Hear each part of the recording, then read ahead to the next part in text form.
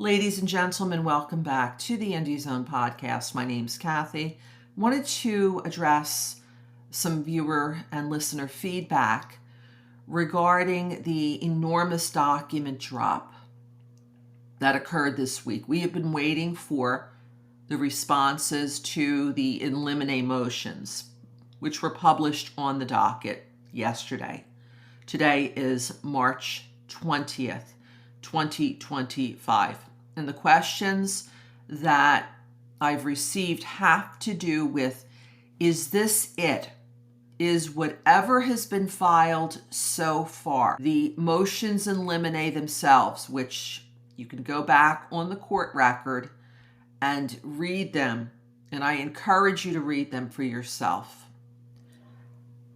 This briefing schedule for the motions in limine seeks to have pre-trial rulings relative to what the jury, who are the finders of fact and will be making the ultimate decision of whether or not Mr. Kohberger, who's presumed innocent at every stage of these proceedings, is guilty beyond a reasonable doubt of the 5 first-degree felonies that he has been charged with.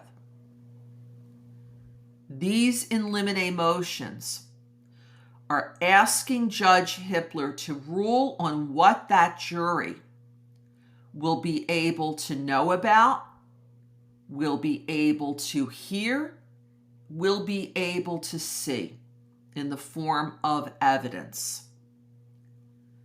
So the motion's application for a court order to include or exclude whatever the motion is asking for were filed February 21st, February 24th, 2025. The responses in opposition, some of them were filed early by the state of Idaho responding to the defenses in limine motions. Not all, a few. You can read those on the docket. March 10th, 2025 is when they were filed. The remaining responses in opposition to the other side's in limine motions are docketed the 17th of March. So go to the 17th of March on the court docket, and you will read this enormous document drop with so much new information that the public has not been privy to until now from both sides. Now, people are reading the trial order. I have encouraged you, I've called it the blueprint of the case, to look at it because it lists all the steps that need to happen, all of the important motions that need to be entertained and other things, pretrial conference, when proposed jury instructions are due to be filed with the court, when jury questionnaires are due to be filed with the court, when voir dire happens. And under the motion section, page 2, you're going to see a section called Motion in Limine. That is the only section of that entire pretrial order that Judge Hippler has modified. People are looking at that section and thinking that the replies were due March 17th. No, the replies are not due now until the 24th of March.